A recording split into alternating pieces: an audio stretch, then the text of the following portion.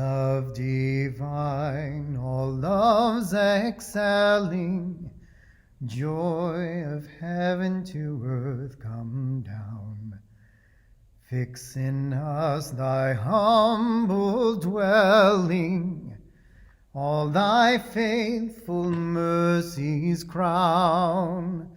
Jesus, thou art all compassion, pure unbounded love thou art. Visit us with thy salvation, enter every trembling heart.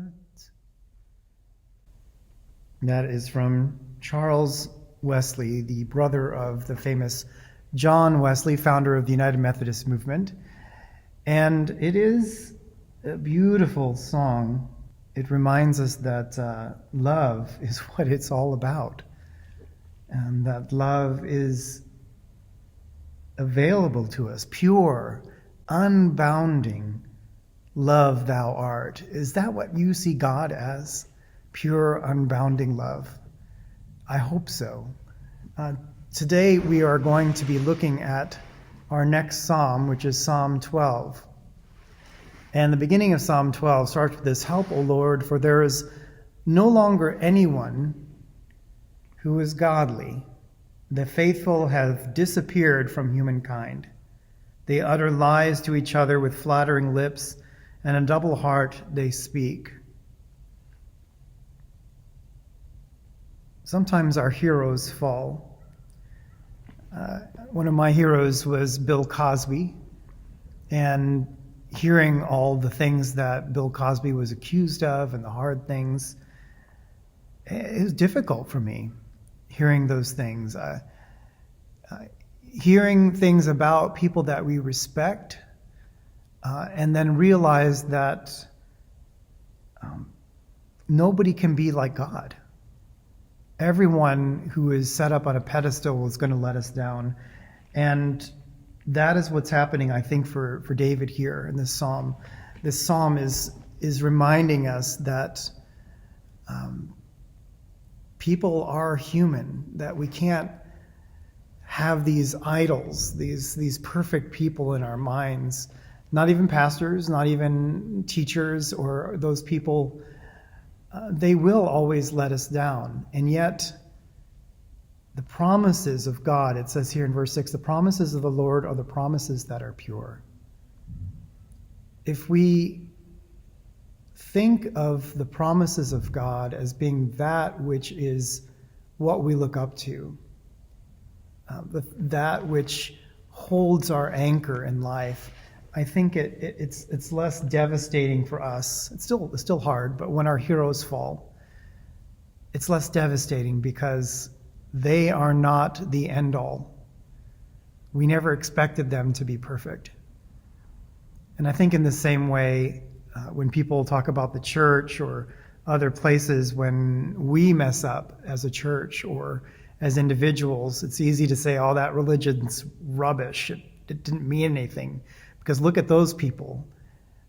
I think it's maybe more healthy for us to begin with the notion that we are going to fail.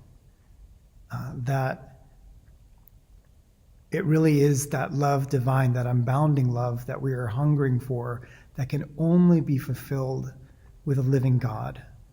That can only be fulfilled with something beyond even the God that we hold in our mind. Because the God that we hold in our mind can be distorted. It can be simply affirming what we already believe. But if we think about a living God, a God who constantly asks us to question ourselves, our motivations, our way of being, a God who, when we fall, when we topple from those perched places, when we disappoint other people, a God who swoops us up and holds us. David knew this. David knew that God needed to come and swoop in and hold. And that brokenness of heart doesn't need to happen quite as much as it does. We don't need to put people on a pedestal. We need to put God on a pedestal And when we do, we begin to understand that it's God who hears the cry of the needy, the groans of the needy. This is verse 5. And God says, I will now rise up. And so may that assurance that God will rise up, even when your heroes fall, may that give you assurance this week as you go into your everyday life. Be assured. Amen. Who are the heroes that have failed you? Pray for their well-being, even in their failures. This helps you forgive yourself as well when you have failed others. Somehow those things are connected. And then, if you can, although this seems very simple, it is powerful. Just write 5 words of praise or adoration for God to help make God your hero or heroine in life. And as always, please remember to like, share, or subscribe this page. Share with someone you care about. It's good to let your light shine and to share things that have been helpful to you. So if it has been helpful to you, please share it with someone that you care about in your life.